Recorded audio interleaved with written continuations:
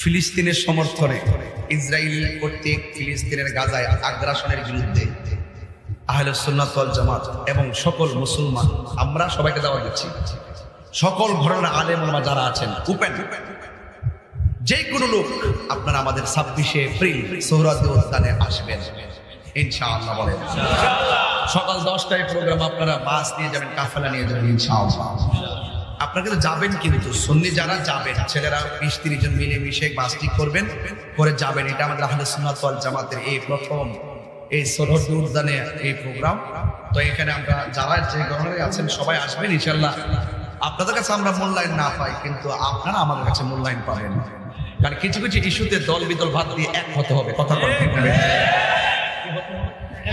এক হতে হবে। এই জন্য আমরা আপনাদেরকে সবাইকে দাওয়াত করছি। সকল ঘরানার বুদ্ধিজীবী সাংবাদিক যারা আছেন মুসলমান হিসেবে সকলে এই যে মুসলিম হিসেবে আসতে হবে, শুধু মুসলমান না হিন্দুরও আসতে পারবে, কারণ আমাদের মুসলমানদের উপরে যেভাবে ইসরায়েলে আগ্রাসন চালিয়েছে এটা সম্পূর্ণ অন্যায়, মানবতা বিরোধী।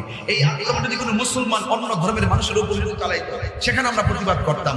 অন্যায়ভাবে যে কোনো গণহত্যা নিষেধ, কথা বলেন ঠিক কি না? মনে থাকবে ইনশাল্লাহ। কয় তারিখ বলছি?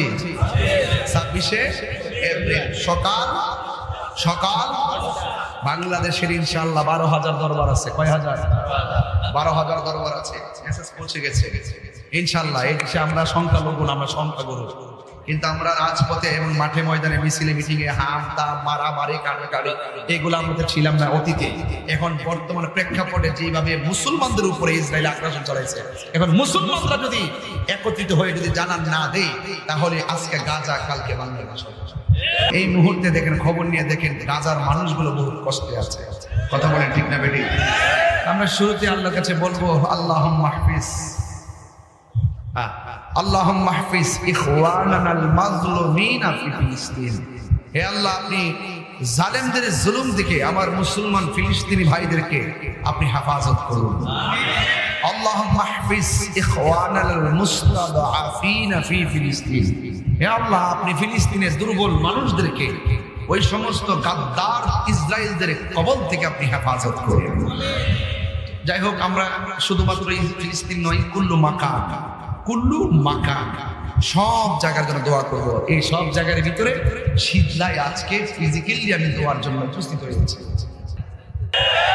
আমরা ঐক্যবদ্ধ হতে চাই কি চাই না?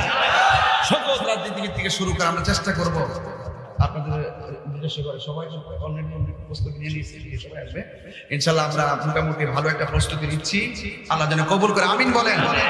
আরো জোরে বলে আমিন। কথা সাবধান করিস, বহুত হয়েছে, এবার মিল্লাত দিয়েছে।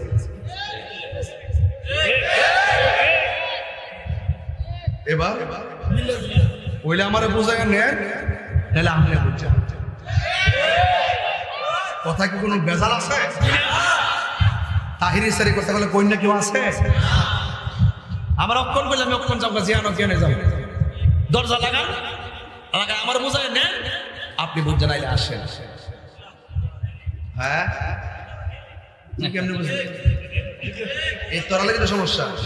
আমার নেতারা মিলা করতে গেলে তোরা ফেসবুকে বলা লেখস কথা কন ঠিক না বেটি? হ্যাঁ, আমরা শুরু করছো দিতে হলো ওই আল্লাহ আকবার কর।